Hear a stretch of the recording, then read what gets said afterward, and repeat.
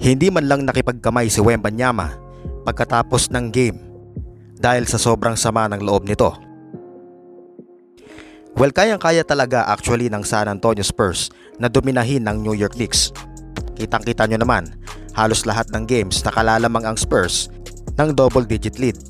Pero bakit sa second half natutunaw ang lamang ng Spurs, lalo na yung 29-point lead noong Game 4? Ako tingin ko over-fatigue talaga yan mga ka-teammate. Halos walang enough rest ang mga player ng Spurs. Si Wemby, halos 40 minutes naglalaro. Pero kung titignan natin ang bench, malalim-lalim pa naman. Meron pa silang Harrison Barnes, Kelly Olynyk, Mason Plumlee at Bismack Biyombo. Napapasana all ako sa New York Knicks dahil pinapasok nila yung mga pambulag nila sa series para makapagpahinga sila Jalen Brunson at Karl Anthony Towns. Ang tanong dito, meron ba talagang problema kay Mitch Johnson? Technically, meron talaga. Unang-una, sa pagbalasa ng mga players. Dahil sa ginagawang rotation ni Mitch Johnson, hindi na magawang makapagpahinga ng mga players. Pero kung tutusin, pwede naman ipasok ang ibang players. Bigyan ng 5 to 7 minutes sila Kelly Olynyk or Harrison Barnes.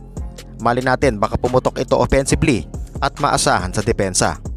Wala ring adjustment si Mitch Johnson na tila nababasa na ni Mike Brown ang galawan ng kanyang mga bataan. Halos identical ang mga result ng mga games. Tatambakan ang Knicks tapos makakahabol sa second half at matatalo pa. Ang masakit, 1 point lang ang lamang ng New York Knicks sa Spurs.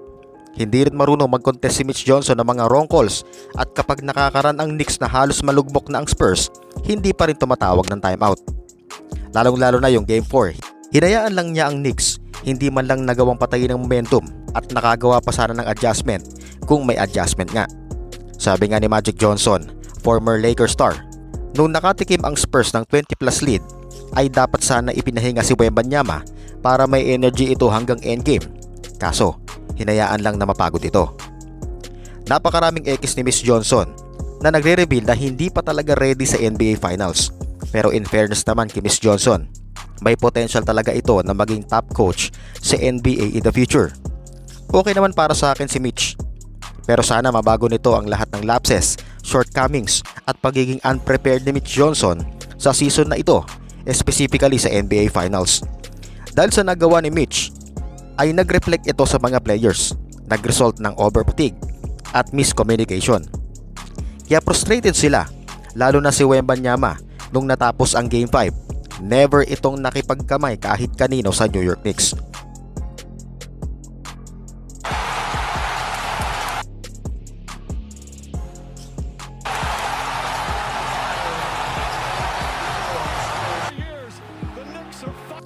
Naghahalo na kasi ang emotion ni Wemby that time. Yung tipong gusto niya talagang manalo. Pero repetitive lagi ang nangyayari sa endgame at bandang huli. Exhaustion, over-fatigue si Wembanyama. Pero sa isang banda, sa hindi nito pagkamay sa kahit sinong Knicks players at staff, tila hindi pa tapos si Wemby sa kanila at babawian sila sa susunod na season.